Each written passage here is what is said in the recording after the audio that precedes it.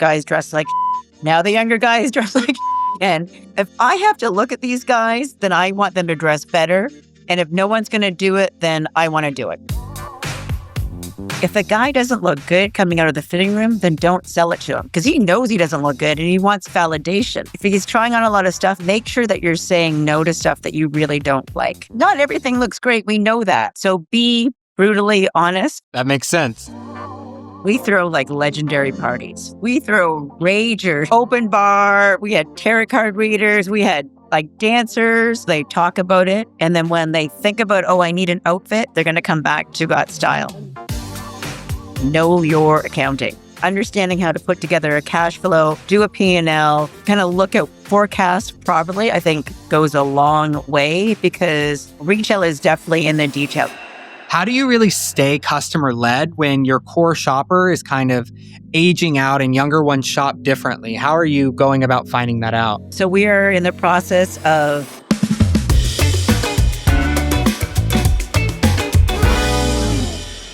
Hey, Melissa, it's so great to have you today.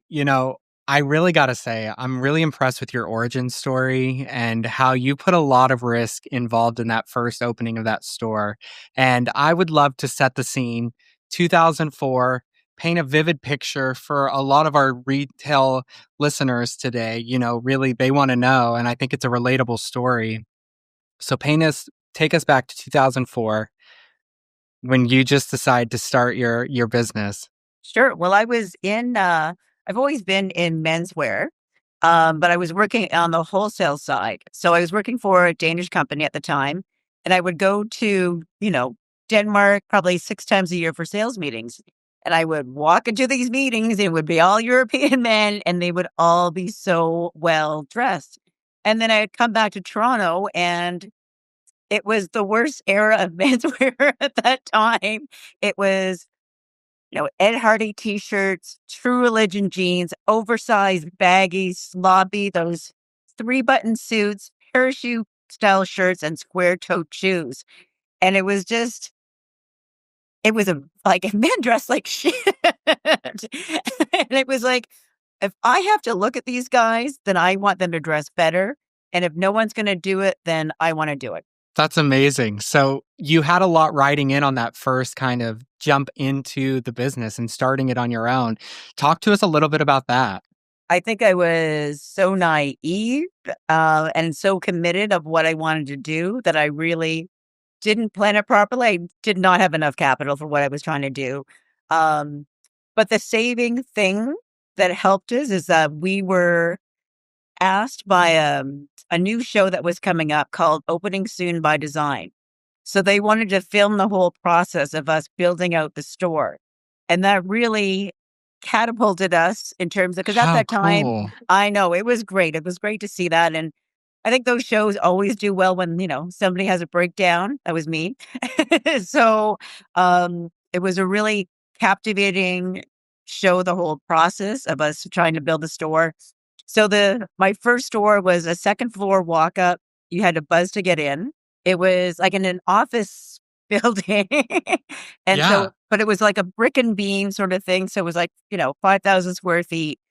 I really wanted to do something different. So we had the very first in-store barbershop. I had an in-store spa for men. My manicure was jokingly called the hand jobber. I love it. But we went all out. Like I had a lounge for men. We had flat screen TVs. I had, TVs all over the place. I had a DJ booth at our cash desk. Definitely did not have enough capital to pull this off, but we did it. They filmed the episode, and it was sort of at the time when HGTV, all those shows were coming out and they needed content. So that episode got played a ton. And I think that really helped with our initial visibility in the beginning. That's awesome. So are you still utilizing those niche kind of business models wherever you're going in and having like the barbershop? Is that still in your storefronts or? Not anymore. I realized that those spa services, it's a whole other business. And I think for me, trying to run a retail business and run a spa business was way too much. Yeah. So yes, no, not anymore. We do have a barber chair still in the store.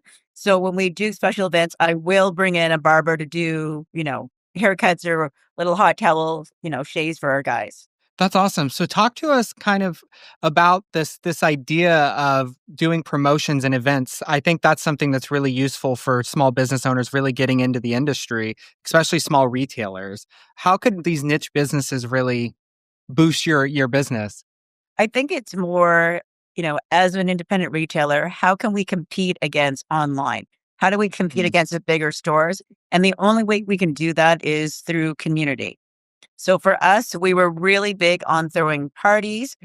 Another reason why we threw these parties is the guys needed a reason and excuse to dress up. Yeah, So at least if we're having these great parties, they all get dressed up and they show up, and then we bring the women or other guys. So it really kind of helped build a mood when you walk into a party, and if everybody is dressed well, it just elevates the whole party. I agree. So we do the bigger parties, we do smaller corporate events, fireside chats, but it really is finding your community and doing something for them because that gives them a reason not to shop online. Absolutely. And I think it's becoming more and more of this American culture or this Canadian culture, really the world culture, if I'm being real, around this idea of convenience and online shopping. And I think that having these special touch moments really elevate the experience for a consumer. And I think that that's what makes or breaks your brand really is creating these environments, these safe spaces for your shoppers. And I agree with you. I don't think that you can compete with that on an online basis. No, exactly. And I think, luckily, the core of my business is menswear, and menswear have always been a little later to the game when it comes to online shopping, especially because my core customer base is now, after 20 years, they're in their 40s and 50s. So that was definitely great because obviously women shop differently. Yeah. Women want consumption. They want boxes showing up at their house every day and then they're going to send it back. Men don't like to return. So I find by giving more of an experience, they're more loyal as well. Mm. Yeah, and I think that creates a brand loyalty, right? Like Yes. having that understanding of these are the things that make my business special to the consumer. And I think that's so exciting to hear. But I do think if you're a women's store or a kids store, you can still do those events because as much as we Right. generalize that women don't want, service or help or aren't loyal, I think there is a customer base that is tired of pretty much shopping alone online. I know I am. Yeah, Absolutely. exactly. No, it gets to a point where so the Labubu craze, right? Yeah. Everybody is shopping for Labubus right now. And my fiance got one and she has been just obsessed with this Labubu idea. But it's this things are showing up constantly to dress her Labubu in. Oh my And God. yeah, it's elevated, right? But you're exactly right. It's this idea of mass consumerism and how it Yeah. plays into this overall picture where men's goods generally are now you can get some lower end quality pieces in men's, but I think where you're really targeting and where you found your niche is that mid to market type of level. So talk to us about how you started experimenting with understanding your market base and where you wanted to take your business. It's more sort of seeing what the landscape was like in Toronto at the time. And there was a lot of lower end menswear stores and a lot of luxury menswear stores. And I had a lot of guys who were kind of in the middle. So they didn't want to spend, $2,000 on a blazer, but they didn't want to spend $200 either. So I found there wasn't a lot in that mid market. So was really trying to go after that, what we call opening luxury marketplace. Oh, opening luxury marketplace. Expand on Yes. that for us. So it's more, I would say there were two main players in the luxury market in Toronto, Harry Rosen and Holt Renfrew. So we really wanted to be probably like 30% below their price point, but still high enough that, okay, you're spending $800 on a jacket, so you should still get really great service for that. And that's what we try to offer. So that high service without that total sticker shock, it could be more inspirational for that guy that's just starting out in business, but for the guy who's already like the VP, that's a good price that he wants to stay in. Absolutely. So did you kind of go into your business targeting that specific customer, or did you kind of expand and grow? Did you have a wide variety of products in your store? Where did that kind of come in? I definitely had a lot of experimented with a lot of brands. When I first opened up, I definitely had a lot of kind of like younger, geared towards that younger guy. And then I really did find my niche of who needed help and was a guy who wanted outfits. Mm. So the guy who was dressing for work, who wanted a blazer, a shirt, a pant, the shoe, the whole thing, and only wanted to go to one store. Okay. So that really, I think, conveys to the listener specifically that, with these niche markets, it's really hit or miss, you know what I mean? And creating that memorable experience, I think, goes a really long ways. And I think that's what you're really doing. But I want to touch on this idea of where you started in your first store and then you had a quick expansion, and you said that you didn't really have the capital at first to even do that first store. So talk to us a little bit about that journey of opening that store and then realizing I could open another one and still find the success in the business. Oh, it wasn't right away, trust me. It was opening up the first store, being undercapitalized. So it was always living hand to mouth every single week. Like, okay, am I going to have enough money to pay the rent, do my payroll?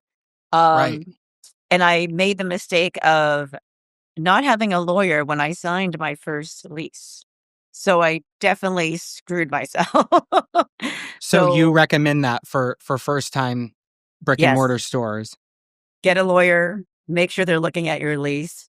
Um, and I would also say another really, really important thing that a lot of um, up and coming retailers don't do is know your accounting. Even Mm, though I still had a lot of issues, at least understanding how to put together a cash flow, do a P&L, kind of look at forecasts properly, I think goes a long way because retail is definitely in the details of things. You're yeah. looking after so many different things. You've got to know where your inventory is, you know, what your projected sales are, what expenses you have, and just be able to look at that without always relying on an accountant or a bookkeeper. They're definitely going to do it more professional, but you should be able to do it yourself because you can definitely get screwed where you're giving it all to a bookkeeper, giving it all to an accountant, and not really knowing your own numbers. Mm. So the value of knowing your numbers goes a long ways in Yes, business. 100%. That's interesting. I think really for starting out, even for me, I would struggle with the accounting component of the business, right? Like it's just not something that's naturally that we know how to do. We're not really taught that in school unless No. you go for that specialty of the accounting. So I think understanding how to do that goes a long ways. Did you have struggles with trying to learn that, or how did you go about learning it? For me, because prior to opening up in retail, I was in wholesale. So I was definitely working with numbers a lot. So that made a big difference. And again, you're not doing the nitty gritty. You're not filing anything. It's just, I've heard so many cases where, businesses have let their accountant and bookkeeper do everything. And then they find out 5 years later that they've been stealing from them. And they have no idea where it happened because they're not aware. They're not looking at their own books. They're completely relying on an outside person that didn't found the business to do the business for them. Mm, I think that's an important call out. Yeah. Man, that's awesome. So, whenever you started opening up this second store, you said you made some errors, trial and mistakes, and then COVID was about to happen. It was 2020. And then hear that your business, you decided, "Hey, something happened. We're going to close the flagship store." Talk to us kind of what was going in your brain during that moment and what happened. I think it goes back to this idea of looking at the lease. Well, I really lucked out. I'm not going to lie. So our lease was up on February 2020. And then prior to that, we were negotiating with the landlord and he wanted to raise our rent at that time. So we're like, screw it. The location's not the best. There's a lot of changes happening there. We decided not to renew our lease. So we closed that store at the end of February 2020. And then 2 weeks later, the first lockdown happened. So Yep. I literally went from a loser to hero in 2 weeks. Here I was thinking I was a failure, that one of my stores was closing. And then all of a sudden it's like, I'm so lucky we closed that store because it would have Right. definitely put us under. Right. Especially during COVID. And I think that was a strong testament to the if you had it together or if you didn't as a I business, that know. really showed.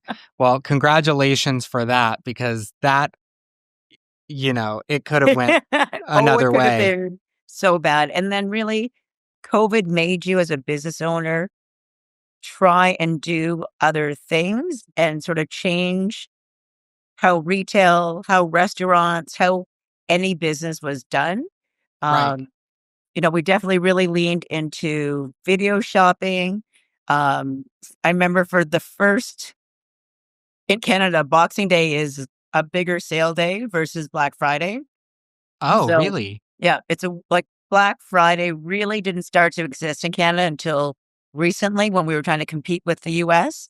But to me, it makes no sense why you're going on sale before Christmas. Boxing Day is a day after Christmas, you go on sale then. That makes So, sense. Boxing Day is a huge day for us. And then you know, 2021, we were closed for Boxing Day. So we started to do a live Boxing Day. So myself and the store manager, we were showing things live on camera. And then for every purchase that somebody made, we would do a shot. How fun. I bet you were messed up at the end of that, girl, weren't you? Oh, yeah. So people were trying to buy stuff just to make us keep doing shots. That is good incentive. What platform did you use this on? So I think this is when that whole video shopping was just getting started. So I think Video Wise was the first one that we used. Uh, Okay. for that because we were testing it out. We were testing out a lot of different things. We would do things for our top clients, like just put clothes in a box and send it to their house. Okay. And then Just they would because. just because, and they would, and you know what happens when you send boxes of clothing to somebody's house? They end up keeping the majority of them. Yep. It's true. So then they would, with their spouse, do a little fashion show. We had some cases where we would send a bottle of wine with the clothes. That So they makes would have like sense. a date night in where they would try on stuff, and then we would be on video call with them and saying, okay, this piece goes with that. And it was just something to do that was fun because in Canada, we were closed for a lot longer than the US. Yeah. Like it was probably 9 months over the 2 years. Mhm.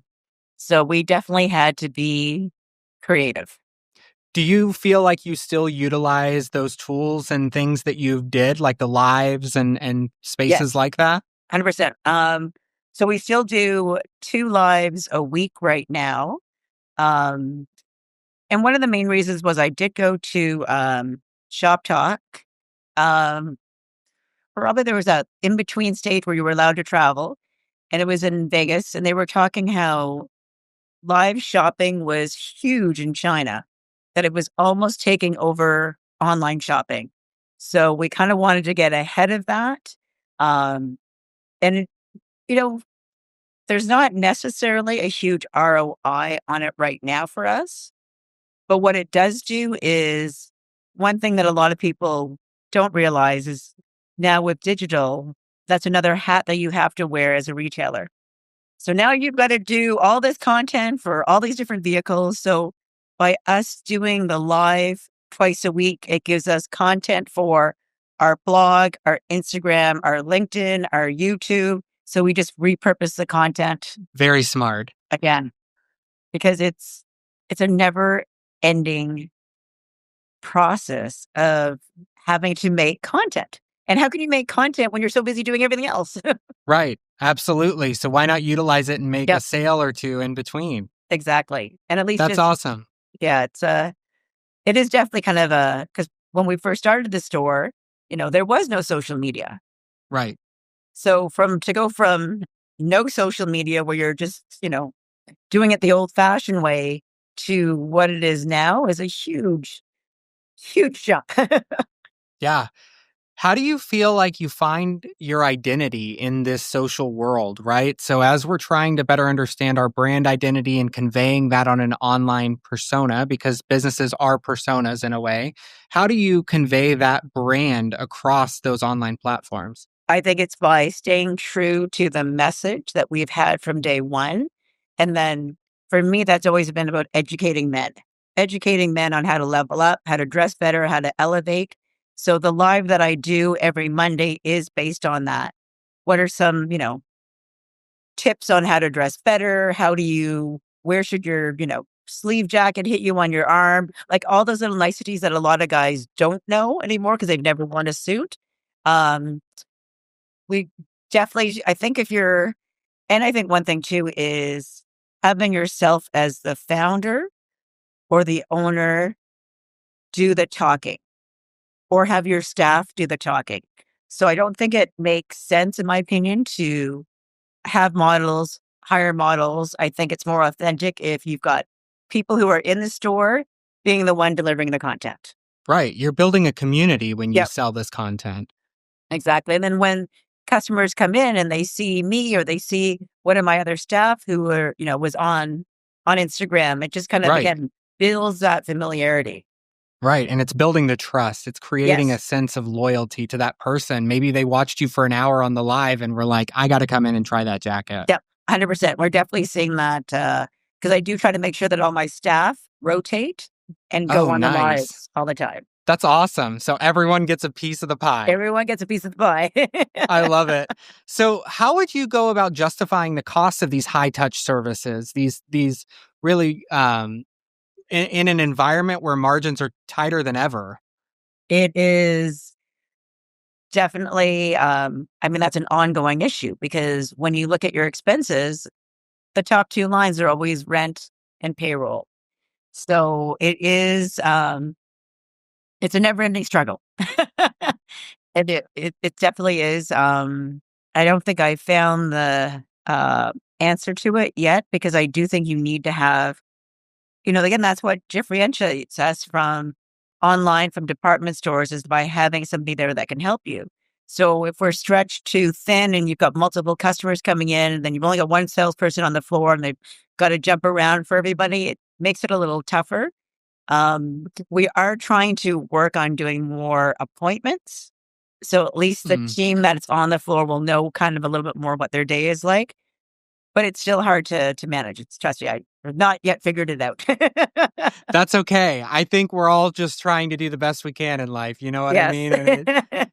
That's one thing that I never understood until I became an adult, that everyone is truly just doing it for the first time. And it can make or break any decision you make, really. And it Yep. just kind of goes into this understanding of we're all just faking it. We're You all know just what I faking mean? it. So as a founder though, how do you delegate customer experience without losing what made it really special? I think that is definitely the biggest challenge is like, how can I scale if I'm the one on the sales floor? So I needed to remove myself off the floor every single day and get my customers used to having somebody else help them. So I think that is the main thing, as they say, you should be working on your business, not in your business. So I think it's a matter of hiring the right people and people who have empathy, who care about customers and care about customer service. I don't care actually if you've never sold retail in the store. If you've got the Right. right attitude, to me, that's more important. Absolutely. Attitude is 100% of what makes or breaks a sale. And Yeah. a bad experience or a bad attitude can ruin somebody's perception of a business so easily. Understand. Or even that the pushy salesperson. Like I always really try to tell my team if the guy doesn't look good coming out of the fitting room, then don't sell it to him because he knows he doesn't look good and he wants validation.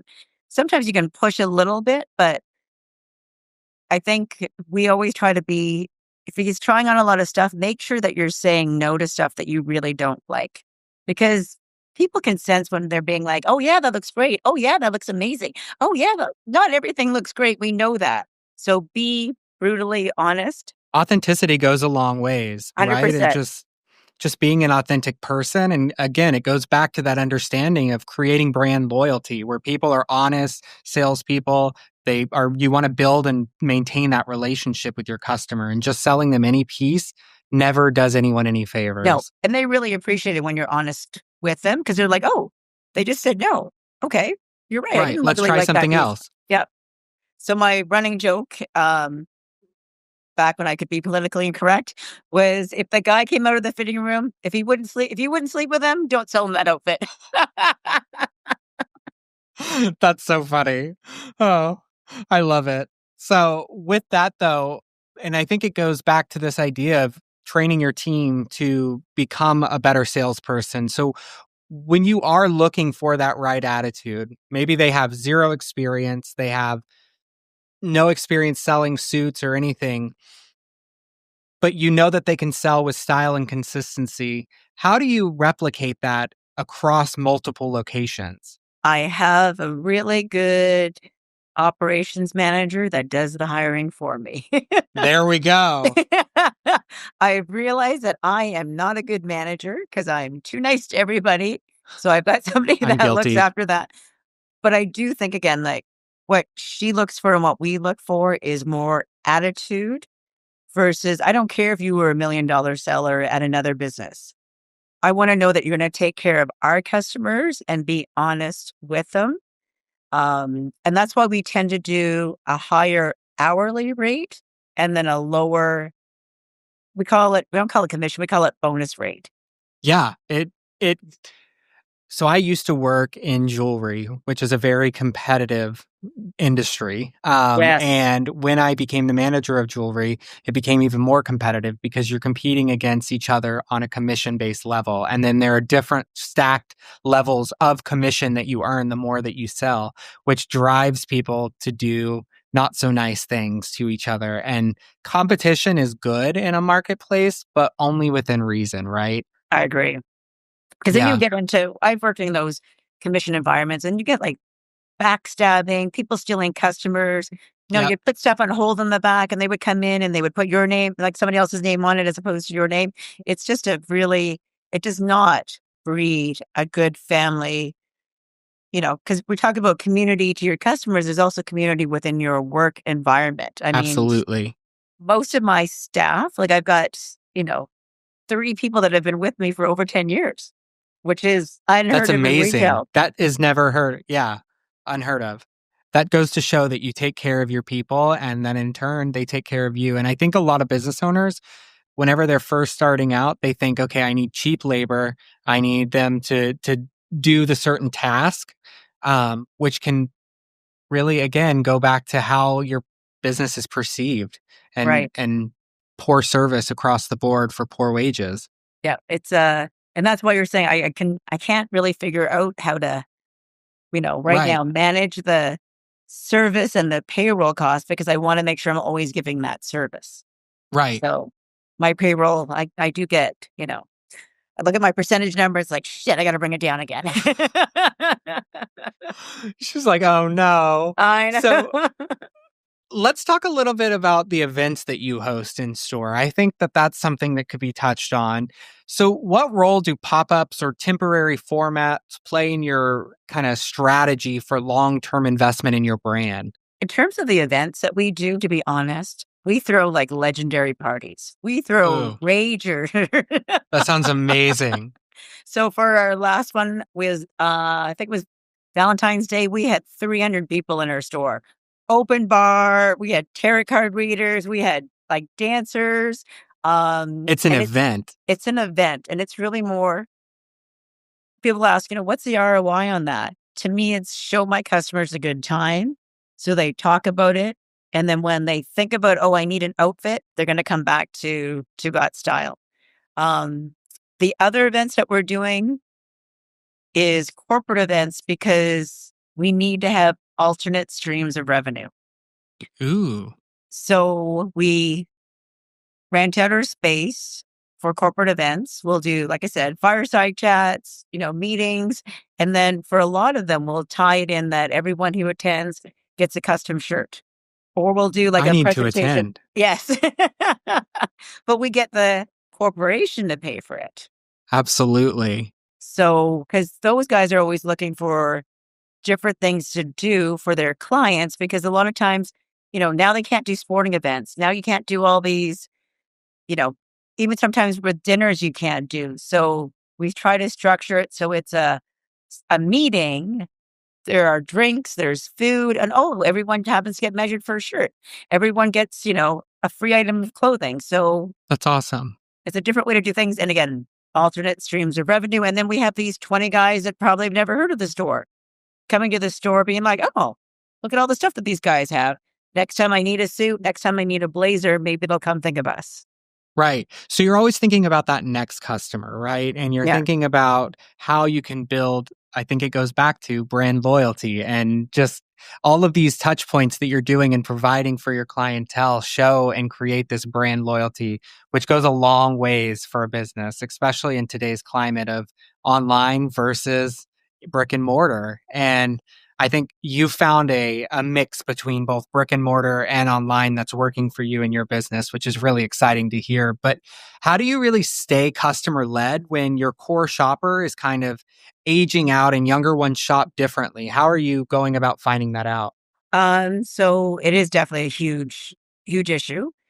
So we are in the process of launching a new clothing line geared specifically for that younger guy. So I'm really going back kind of, full circle. Because when I first opened 20 years ago, I was dressing the guy that was, going to work for the first time, having to wear a suit, having to wear a blazer, or going out on, date night.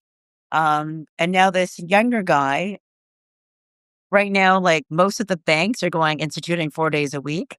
The government is instituting 5 days a week come January. Most businesses are no, no, no, no. You're going back to work. And they're showing that the Gen Zs actually want to go back to work because they've been working in isolation at home and they're missing that water cooler moment. They're missing that time to, maybe see the VP of the company and have a casual conversation with them. So they're excited to go back to work. So we're launching a clothing kit for them, where it's 9 pieces, 72 outfits, but it's all that jersey stretch fabric. So it's comfort plus style, and then we want to appeal to their tech nature. So we're building an AI app that's going to tell you what to wear every day so you don't repeat your outfits. It's like Clueless, on the Exactly. Clueless 100%. outfit. Yeah. I love that. Oh, that's so cool. So, talk to me kind of how you got to that decision of thinking, okay, we're going to focus on a new clientele, right? While we're still maintaining our old clientele, but it's time to shift. What made you think or realize that? Well, I think it's over the years, I've noticed one thing with a lot of our male clients is that I lose them once they get married and have kids. Because Interesting. once they get married and have kids, they're like, A, they're not allowed to spend money on themselves. And B, they're like, I'm married. I don't care. So I wouldn't see a lot of these guys for 5 years until their kids were like 5 or 6 or 7 years old. And then they were allowed to come shopping again. So knowing that this is happening with a lot of my clients. And then it's really the realization of, you know, every year we kind of bang our head against the wall about what can I do to be 10% better? What can I do to, move the needle a little bit? And then let's change the conversation. Instead of thinking 10 times better, what can I do that's so radically different than what I'm doing now that it's going to get me a whole new client base? So it was that let's stop trying to do 10%. What's something strategically so different that we've done before that can bring us a whole new client base? That's amazing. And then once you get them in the store, that's where those high touch services come in. So Exactly. And they're not used to interesting. that. They're not used to that high touch service because they are used to just buying online. They are used to just buying streetwear, t-shirts, hoodies, that really casual environment. And I find, again, going back to when I first started 20 years ago, that guys dress like now the younger guys dress like again. And I feel that they want to learn how to dress better Yeah, because it's so it's so down low that it can only get better. right. Like everyone, like I don't know what it's like. Where are you based out of? Oklahoma City. Okay, so you're probably the same as it is here in Toronto on a Saturday night. Everybody's out, all the women are dressed up, and all the guys are wearing a backward baseball hat, t-shirt, and like a pair of shitty jeans or joggers. And it just You're right. drives me insane. Yeah, you're absolutely So, right. But I think that also comes from this idea of men, to your point, not really caring because now they feel like, oh, okay, we've gotten our spouse or our partner, right? So then their cares kind of fade out the window. But I feel like in reality, men are never taught how to dress. Whenever you are a young person, you're not really ever given the, hey, let's have a conversation on how color palettes work or what color wheels or what season or tone your skin is. Like those types of conversations go a long ways to training a person to best dress. So how would you go about doing that and ensuring building that connection to your new base, because you're teaching these people how to yes. dress? And I have to tell you, it's at the very, very base level. It's like we're talking about wearing a blazer, tucking your shirt in. It's that sort of level. Don't even start with color theory. It's really more, this is how you show up to a job interview. This is how you show up for a date. I have a lot of my, you know, more senior clients who tell me that, you know, they're interviewing for like an, $60,000 job, and guys are showing up to a job interview wearing, a t-shirt and a pair of jeans. Like they're not even putting on a collared shirt. So I think it's really going to the basics. And I think because a lot of guys like that logic, it appeals to them. If they're taught the history of this is why you don't button the bottom of your jacket. You know, they like that kind of history of menswear, and it's kind of more interesting to them. So it goes back to that education process. Educate, don't try to do the hard sell, but just educate and get them interested in the process. Education goes so far. I know in all my past careers, anytime that I've needed to convey something, just the ability to speak openly and knowledgeable about it goes a long ways. And people trust people who are selling things. They're believing that you're the expert in the field, right? And that's what we're trying to convey. And that's why you take that time, that extra moment to teach someone the correct way to tuck their pants or to tuck Exactly. their shirt. Yeah. And you would think that that's not something that you would have to do, but it is. It People is. Clothing is a very personal and subjective thing, and it's an identity, right? So you're creating an identity or a persona when you put on something. And I think people need to have that elevated experience every once in a while to feel elevated in their experience. So I am so excited to learn more about kind of how you're attaining your clientele moving forward. So now that you've started this AI project, which sounds so cool, by the way, um, where are you still focusing on your older clientele? Are you still providing that touch point service to Yes. them? So we're That's definitely amazing. doing both. So, for example, the clothing kit, which is going to be called Armor, because lean into your armor. That's so cool. Great branding too. Yes. So that's going to be, the 9 pieces are going to retail altogether for 18.95. So that's going to be geared towards the younger guys. We're working on a buy now, pay later system for them. But the rest of the store, my blazers start at, $800. Right. So right now for that younger guy, they're coming in and they're being a little bit intimidated on our prices. So by having this clothing kit, we want to show them, hey, we've got something for you and we want to make your Right. life easier. So come on in, don't be intimidated. And then slowly we'll start, I guess, grooming them as they climb up the Yeah. corporate ladder, start buying other pieces, and eventually they'll get to a point where they will be buying the $800 blazer. Right. So it's creating this brand awareness of evolution, right? So you're Yes. evolving your clientele and in turn you're evolving your brand. I think Yes. that's so interesting. So I have a few rapid fire questions that I'd Sure. love to ask. So what's the biggest misconception that people have about what you do or who you are? That retail is opening up the door and standing in the sales floor waiting for people to come in. Nobody has any idea the back end work that retail entails. Absolutely. Absolutely. What's the best advice you've ever received? I think it was somebody telling me about knowing your numbers.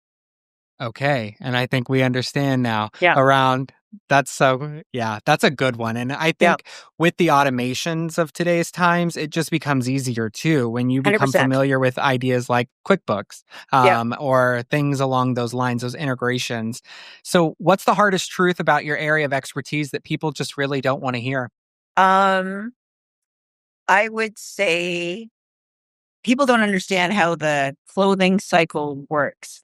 So I always get asked, so what happens with the clothes that you don't sell? They think we can send that back to our supplier. Like they don't understand that the risk that we take as retailers, that we're buying 6 months in advance, we got to commit to product 6 months in advance, and we got to pay for it before it sells.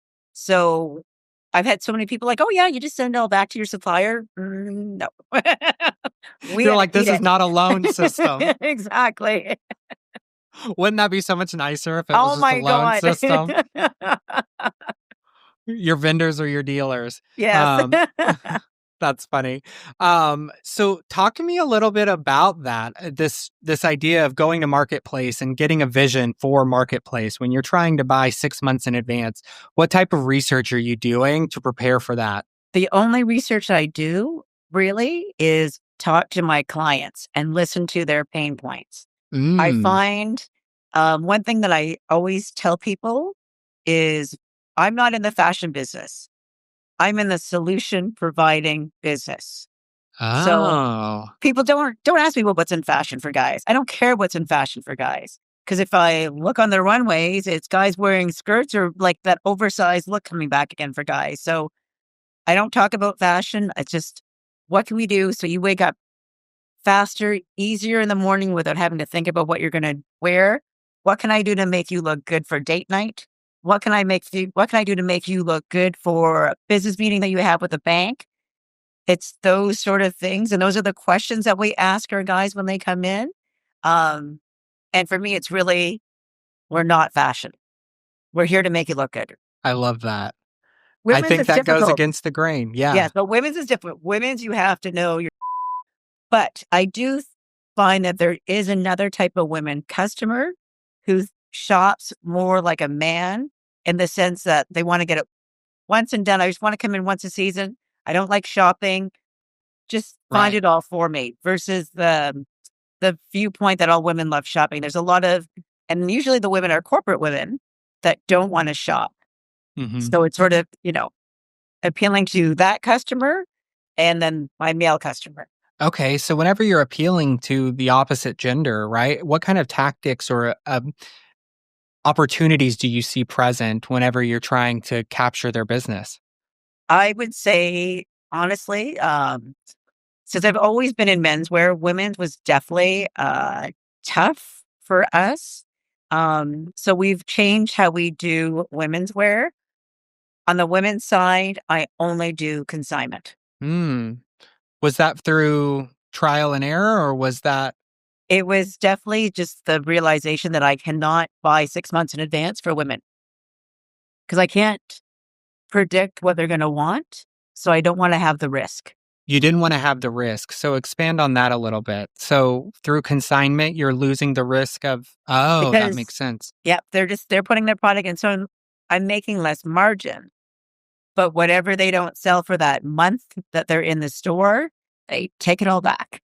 So you're building partnerships with your Yes. customers too, and you're building Yep. this, you're giving them a space or an opportunity to sell their bit. That is such a smart idea. And I think it's, again, alternative revenue streams, right? And Yes. finding that niche that works for you and your customers. 100%. Especially right now, there's a lot of issues with tariffs going on. So what we've done for the women's side is really concentrated on Canadian female designers only and only have their product in the store. So it's a great space for, some of the brands that we have in the store right now were online only. And they're, it's tough for online only for, dresses for women because there's a lot of back and forth and products getting returned. So at least they have a space where they can get their clients to come to. Right. And every time we do a consignment sort of pop up with a women's brand, we always do an event as well too with them. So they bring their customers in, they get to try on the clothes. And then, like I said, after a month or 2 months, whatever doesn't sell, they take back and we bring in a new consignment person. That's amazing.